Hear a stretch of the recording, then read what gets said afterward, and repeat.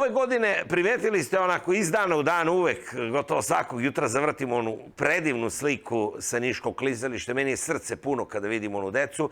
Drago mi je takođe, iskreno rečeno, i što cene karata nisu više, što je to 150 dinara, ostalo na nivou od pre ne znam, nekoliko godina, ne znam, od kad je klizalište nisu se menjale cene. Dobro je da je to tako i drago mi je da, kako mi se čini, ove godine imamo veliki broj klizača. I o tome. I čuo sam da se organizuje škola stonog tenisa, a stoni tenis je fantastičan sport. Vraćamo se tamo gde smo nekada stali, kada su krenuli oni ratovi i ona nesreća. Dakle, i klizanje, i stoni tenis, kuglana nova. Imamo li mi, smrtnici koji nikad nismo kuglali, šansu da naučimo da kuglamo? Kažu, to je idealan sport za penzionere i neke ljude sredovečne i itd. Sve to, ali naravno i još jedno domaćinstvo Kupa Radivoja Koraća nas očekuje. Sve to pitaću moju gošću Branku Aranđelović, direktorku Sportskog centra Čair. Dobro jutro, Branka. Dobro jutro. Mir Boži, Hristos se rodi. Vaistinu se rodi i sve najlepše. Tako, nek su nam srećni praznici. Da li se ja varam, ja stalno gledam i mi stalno slikamo tu decu na klizalištu. Čini mi se non stop puno. Je li to ona slika vara ili tu mi nameštamo sliku ili stvarno interesovanje tako? Zaista je puno, iako je klizalište otvoreno davne 2007. godine. Iz godine u godinu interesovanje za klizanje je sve veće. Sva deca koja su ostala tokom raspusta kući u našem gradu, ona dolaze na naše klizalište, ali pored njih dolaze i njihove mame i tate. Ovo je treća godina za redom kako Sportski centar i grad Niš organizuju besplatnu školu klizanja i svake godine je sve više i više klizača. Čini mi se da je ove godine najveći broj i za ove 3 godine negde oko 1000 dece je prošlo tu osnovnu obuku klizanja. Što se tiče našeg klizališta. 3000? 1000, tako je. 150 dinara je karta zaista pristojno. Iznajmljivanje klizaljki takođe. Tako je, znači cena karte je posljednjih 10 godina ostala ista, 150 dinara je za one koji nemaju svoje klizaljke. 150 dinara je cena klizaljke i mi imamo takozvani naš lojality program Sportskog centra Čair, gde je sa lojality karticom 100 dinara cena klizanja. To je zaista pogodno. Do kada? Možda dok se ne otopli, je li tako? Ovako, znači mi smo ove godine, nam vremenski uslovi nisu išli na ruku. Bila je visoka temperatura u decembru. Mi smo 27. decembra pustili klizalište. Na vreme smo krenuli da pripremamo tu ledenu površinu. Ono je predviđeno da radi dok temperatura napolju bude 10 stepeni. Mi smo, da kažem, ove godine to lepo pripremili i pustili u rad. Naravno, najviše posla ima dok su deca na raspustu. Klizalište generalno trajeće i januara i februara meseca. Pa dobro, već marta meseca. Mada i sad je veliki problem, jer ajde, ova nedelja bit će ledena i ovako kakva jeste, ali već sredinom sledeće nedelje iće čak maksimalna dnevna i dvocifrena. Tako da nema zima, ali izdržat će taj led do kraja decembra.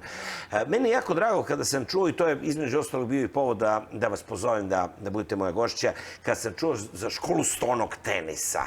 Uvek se setim onih vremena, davnih 70-ih, kada jedan od osnovnih časova u osnovnim školama bio stoni tenis, gde nas su nastavnici učili da igramo stoni tenis. I nekako svakom je bio životni cilj da negde u svom dvorištu kupi tablu i da ima sto za stoni tenis da igramo. Onda, kad neko kupi u naselju, mi smo kao za fudbal odlazili da učimo da igramo stoni tenis. Pravili smo sami rekete. Loptice dovijali se, kupovali najjeftinije. A onda, kad su krenuli ratovi, inflacija, propast, onda smo i to zaboravili. Drago mi je zbog te škole, to je istina. Tako je, da. Prvi put ove godine grad Niš, Sportski centar Čair, zajedno sa Stonoteniskim klubom Železničar, koji je ove godine proglašen za najbolji sportski kolektiv, organizuju besplatnu božićnu školu stonog tenisa za koju još danas traje prijava i ona će krenuti od 10. do 21. januara za decu od 6 do 14 godina. Tako da u prostoru hale Čair se nalaze ti stolovi.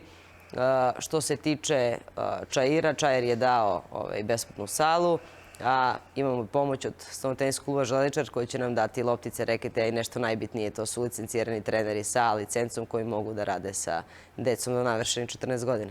kako je to zanimljiv sport. Jer igra Branka neka stoni tenis? Slabo. Slabo.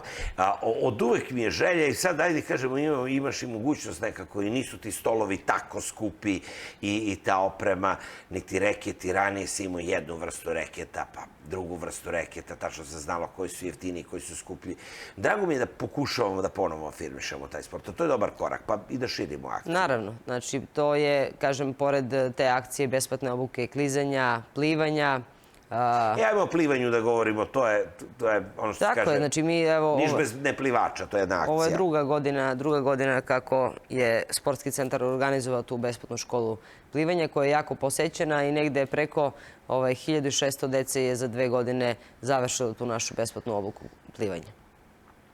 Tako da kažem, svake godine mi gledamo da imamo što više tih besplatnih škola, da nam je cilj da okupimo što više dece, da za vreme bilo kog raspusta provedu aktivno vreme i da provedu vreme u sportskom centru Čaire i da uče šta je to i zašto je to dobro baviti se sportom i vežbati. I sad me zanima, kakva je vaša saradnja sportskog centra Čaire sa osnovnim školama? Mislim da ključ i te obuke i razvoje fizičke kulture kod nas leži u toj sinergiji centra sportskog života grada Niša i osnovnih škola. Imamo razne akcije za njih.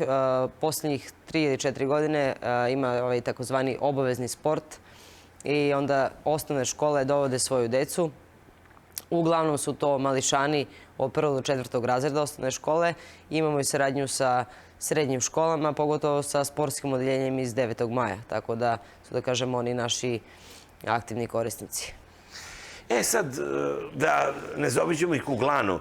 Mene to jako obradovalo, Branka, da smo dobili kuglanu i da možemo da organizujemo takmičenja republičkog, međunarodnog značaja. Tako je, kuglana koja je otvorena krajem decembra meseca je po tim svim svetskim i evropskim standardima, tako da će moći sva takmičenja i međunarodna, ne samo znači prvenstva države, kao i ligaška takmičenja da se organizuju u našoj kuglani.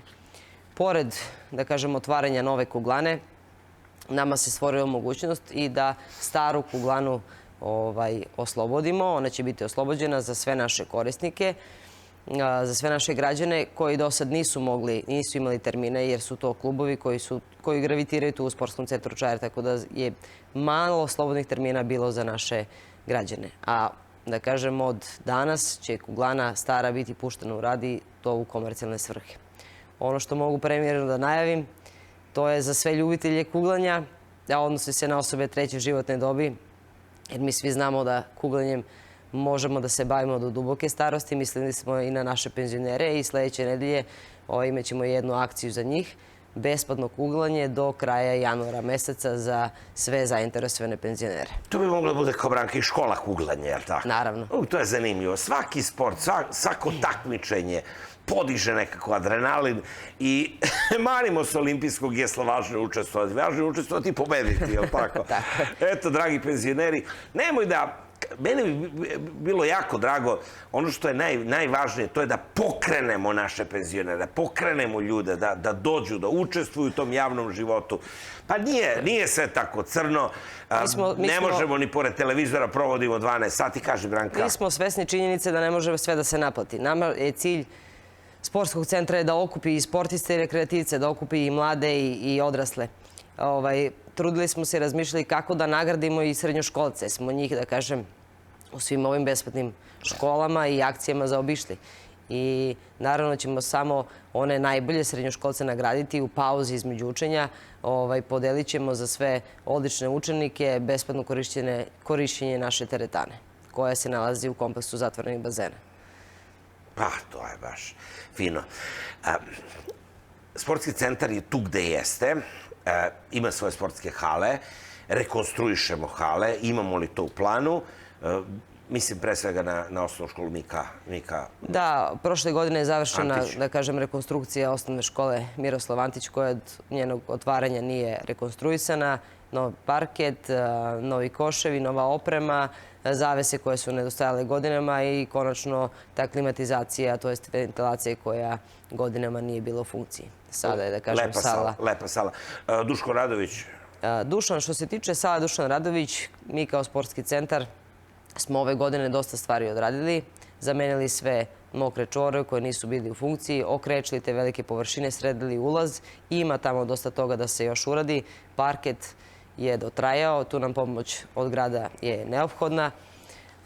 Vidjet ćemo da li ćemo to ove ili sljedeće godine da odradimo, kao i portali na ulazu u samu salu. Prošle su 2 godine, kako sam napravio priču, jedan film o Rovčetu.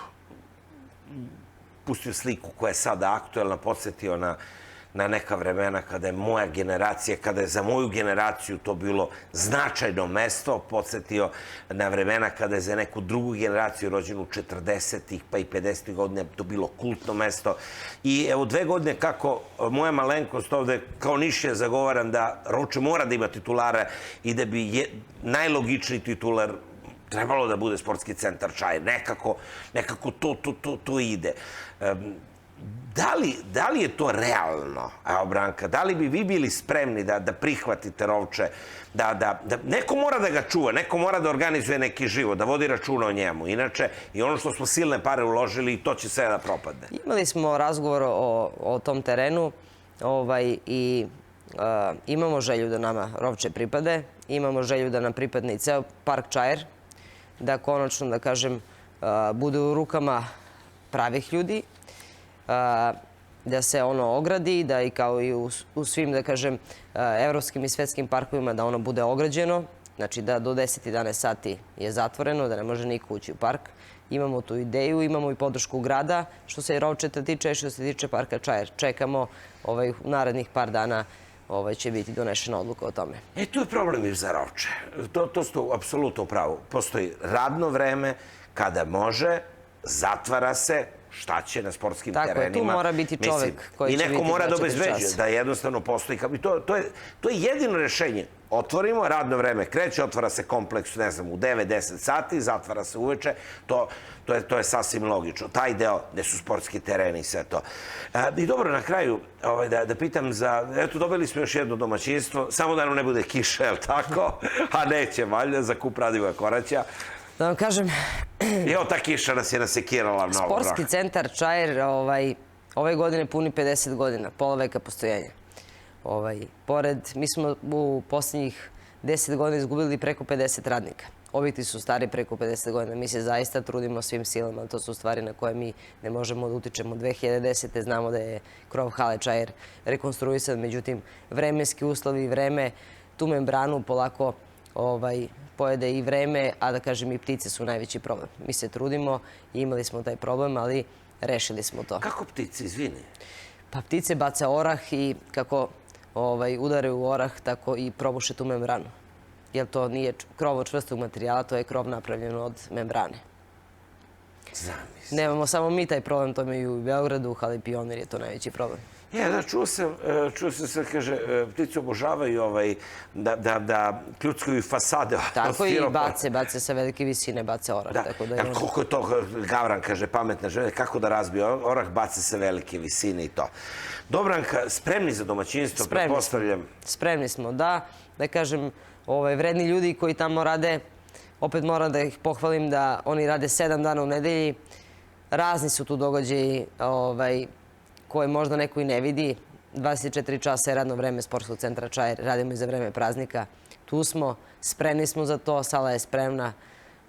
Imali smo taj peh, da kažem, sa sijalicama. Nije do nas bio problem, jednostavno pad napona je uticao na to da one nisu mogle da se povrate.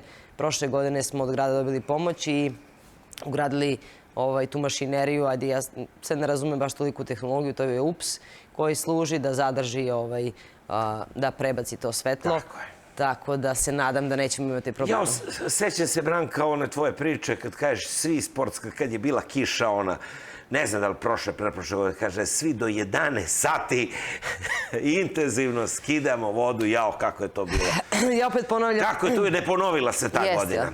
To su... Lako je biti vest kada nešto nije kako treba. Sećam se te tvoje priče što je bilo strašno. Mnogo,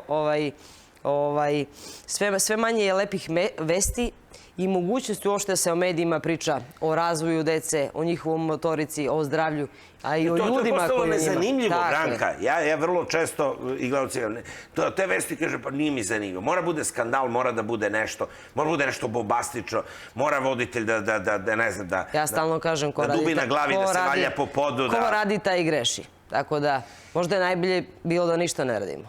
Da, pa dobro, sad pazi, taj problem izlivanja vode nije od juče, prekjuče, to je napravljeno, možda problem i onog trenutka kada se radilo i tu i kada se projektovalo, sa tim problemom se suočavamo, pa decenija unazad. Mi smo se, da kažem, ove godine, pred kraj godine ove zaštitili što se toga tiče. Što je do nas, mi redovno čistimo te naše kanale, stavili smo te neke klapne koje ne dozvoljavaju da voda prodre u halu, ali smo uvek spremni. Ne znam tako, pa dobro, šta? Hala je na najnižoj tački grada. Ja se iskreno nadam neće, sad usred zime kao ponovo. Drago mi je za školu stornog tenisa i još danas prijavljivanje za školu stornog tenisa. Stara Kuglana biće korišćenju u rekreativne svrhe, besplatna škola plivanja i besplatna škola klizanja. Eto, to su lepe vesti. Ja za Branku i lepa vesti ima jedan mali poklon.